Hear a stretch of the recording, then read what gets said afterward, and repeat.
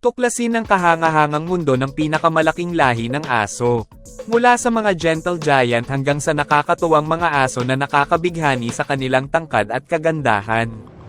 Ating alamin ang nangungunang 10 mga lahi na kilala sa kanilang mga kahangahangang sukat at kaakit-akit na mga personalidad. Samahan kami sa pagtuklas ng mga kahangahangang aso na ito at sa kanilang mga natatanging katangian.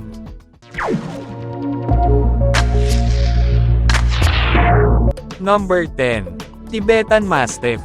Ang Tibetan Mastiff ay isang matibay at protective na lahi, karaniwang tumitimbang sa paligid ng 70 to 150 pounds. Nagmula sa Tibet, ang mga asong ito ay kilala sa kanilang teritorial na pag-uugali. Sila ay napakatapat sa kanilang mga pamilya at maaaring maging mabangis sa mga estranghero. Ang wastong pagsasanay at pakikisalamuha ay mahalaga upang pamahalaan ang kanilang malakas na kalooban at matiyak na mananatili silang maayos. Ang mga Tibetan Mastiff ay mahuhusay na asong bantay na kilala sa kanilang pagiging maprotekta, na ginagawa itong isang popular na pagpipilian para sa mga naghahanap ng isang tapat at kahangahangang tagapagtanggol na may katapatan sa amo o pamilya. Number 9. Anatolian Shepherd. Ang Anatolian Shepherd ay isang matatag at may proteksyon na lahi na nagmula sa Turkey, karaniwang tumitimbang sa pagitan ng 80 to 150 pounds. Ang mga asong ito ay may malakas na kalooban at mapagbantay at mahusay na mga asong tagapag-alaga ng ibang hayop. Sila ay tapat, kadalasang mabangis sa mga estranghero ngunit lubos na tapat sa kanilang mga amo o pamilya. Ang wastong pagsasanay at maagang pakikisalamuha ay mahalaga para sa pamamahala ng kanilang mga mapagbantay na ugali. Ang Anatolian Shepherds ay kilala sa kanilang katapangan at pagiging epektibo sa pagprotekta sa mga alagang hayop na pinipili ng mga magsasaka at sa mga naghahanap ng dedikadong tagapag-alaga. Number 8. Newfoundland. Ang Newfoundland ay isang malaki at malakas na lahi, karaniwang tumitimbang sa pagitan ng 100 hanggang 150 pounds. Ang mga asong ito ay kilala sa kanilang pambihirang kakayahan sa paglangoy at mabait na ugali, na ginagawa silang perpektong mga alagang hayop ng pamilya. Sila ay mapagmahal, matyaga, at mahusay sa mga bata na nagpapakita ng kalmadong kilos. Orihinal na pinalaki bilang mga water rescue dog, ang Newfoundlands ay malalakas na manlalangoy at natural na tagapagligtas. Nangangailangan sila ng wastong pagsasanay at pakikisalamuha upang matiyak ang mahusay na pag-uugali. Ang kanilang napakalaking pangangatawan at mabait na disposisyon ay ginagawa silang gustong makasama ng mga taong pinahahalagahan ang kanilang mabait at tapat na ugali. Number 7. Neapolitan Mastiff. Ang Neapolitan Mastiff ay isang kakaiba at napakalaking lahi, na kilala sa kulubot nitong hitsura at karaniwang tumitimbang ng 140 to 155 pounds. Ang mga asong ito ay may protection at tapat na pag-uugali, na ginagawa silang mahusay na mga bantay na aso. Sila ay mabagsik sa mga estranghero ngunit tapat sa kanilang mga amo o pamilya, na nagpapakita ng pagmamahal at katapatan. Ang wastong pagsasanay at pakikisalamuha ay mahalaga upang gabayan ang kanilang malakas na kalooban at upang matiyak na sila ay mananatiling maayos. Ang kahangahangang presensya ng Neapolitan Mastiff at abilidad sa pagproteksyon ay ginagawa silang isang popular na pagpipilian para sa mga naghahanap ng kakaiba at mapagprotektang kasama. Number 6. Leonberger. Ang Leonberger ay isang malaki at mabait na lahi na maaaring tumimbang sa pagitan ng 90 to 170 pounds. Ang mga asong ito ay kilala sa kanilang pagiging palakaibigan, na ginagawa silang mahusay na mga alagang hayop ng pamilya. Sila ay mapagmahal, matyaga, at magaling sa mga bata, na nagpapakita ng kalmadong kilos. Orihinal na pinalaki bilang mga working dogs, ang mga Leonberger ay may abilidad na proteksyonan ang sarili at ang kanyang amo o pamilya. Ang wastong pagsasanay at pakikisalamuha ay mahalaga upang matiyak na mananatili silang maayos at maasahang mga kasama. Ang kanilang kahangahangang laki at mabait na pag-uugali ay ginagawa silang isang popular na pagpipilian para sa mga naghahanap ng isang magiliw at malaking alaga. Number 5. Great Dane.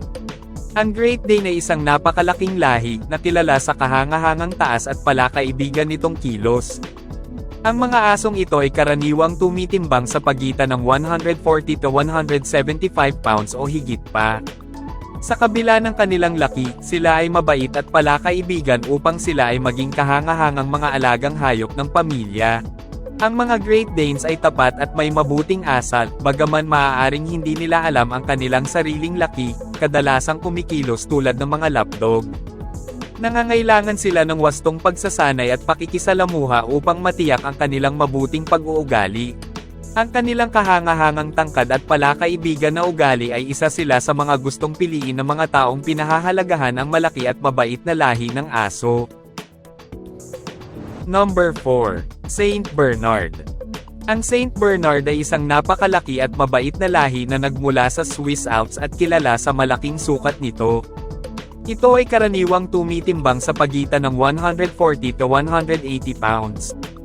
Ang mga asong ito ay sikat sa kanilang gawain sa pagsagip sa mga bundok na nababalutan ng snow. Nagtataglay sila ng palakaibigan at maamong pag-uugali upang gawin silang mahusay na mga alagang hayop ng pamilya. Ang mga Saint Bernard ay kilala sa kanilang katapatan at proteksyon na ugali na makikita sa kanilang pakikipag-ugnayan sa mga bata. Ang kanilang napakalaking katawan at magiliw na pag-uugali ay nakikita silang parehong mapagmahal na mga kasama at epektibong search and rescue dogs. Number 3. Tosa Inu. Madalas na tinutukoy bilang Tosa o Toseken, ito ay isang malaki at mabigat na lahi ng asong Hapon na kilala sa napakalaking sukat nito at karaniwang tumitimbang sa pagitan ng 130 to 200 pounds. Ang mga asong ito ay orihinal na pinalaki para sa dogfighting, na humantong sa isang matapang at protective na pag-uugali. Ang Tosa Inu ay tapat sa kanilang mga pamilya at maaaring maging mabait sa tamang pagsasanay at pakikisalamuha.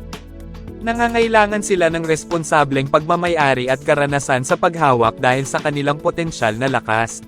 Ang kanilang kahangahangang presensya ay ginagawa silang mabisang bantay na aso at mga kasama para sa mga nakakaalam at may angkop na karanasan sa pag-aalaga ng ganitong lahi. Number 2. Boer Bull. Ang Boer Bull ay isang malakas at maskuladong lahi na nagmula sa South Africa. Ang mga asong ito ay kilala sa kanilang kahangahangang laki na tumitimbang sa pagitan ng 150 to 200 pounds. Ang mga ito ay nagtataglay ng isang malakas, may protection at mahusay na bantay na aso. Ang mga Boer Bulls ay tapat at mapagmahal sa kanilang mga pamilya, ngunit ang kanilang pag-uugali na proteksyonan ang teritoryo ay maaaring magpaalerto sa kanila sa mga estranghero. Ang wastong pagsasanay at pakikisalamuha ay mahalaga upang matiyak ang isang mahusay na ugali ng Boer Bull.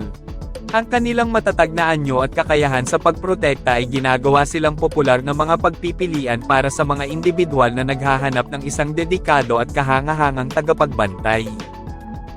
Number 1. English Mastiff. Ang English Mastiff ay isang napakalaki at gentle giant sa mundo ng mga lahi ng aso, na kilala sa napakalaking sukat at kalmado nitong kilos. Ang mga asong ito ay karaniwang tumitimbang sa pagitan ng 120 to 230 pounds o higit pa, na kinikilala silang isa sa mga pinakamabigat na lahi.